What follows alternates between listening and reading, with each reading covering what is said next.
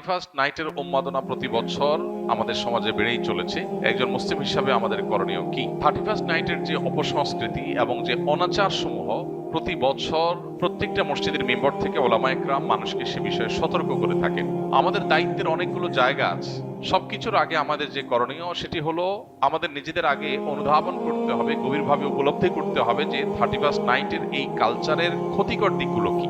একটা বিষয় তো পরিষ্কার, সেটা হলো আল্লাহ রাব্বুল আলামিন কোরআনে কারীমে সূরা হাশরে বলেছেন, ওয়ালা তাকুনু কাল্লাযীনা নাসুল্লাহা ফাআনসাহুম আনফুসাহুম। তোমরা সেই মানুষদের মতো হইও না যারা আত্মভোলা হয়ে গেছে। নিজের গন্তব্য, নিজের পরিণতি, পরিণাম, নিজের আত্মপরিচয় এগুলো যারা ভুলে গেছে, যারা উন্মাদনায় গা ভাসিয়ে দিয়েছে, যারা ভোগবাদে ডুবে গেছে, ডুবে গিয়ে তারা নিজেদের আল্লাহকে ভুলে বসে আছে। এই মানুষগুলোর মতো তোমরা হইও না। যারা আল্লাহকে ভুলে বসে থাকে, গাফেল হয়ে যায়, সে মানুষগুলো তাদেরকে আল্লাহ তাআলা আত্মভোলা করে দেয়। নিজের ভালো মন্দ সে বুঝে না, নিজের ধ্বংস নিজে ডেকে আনে।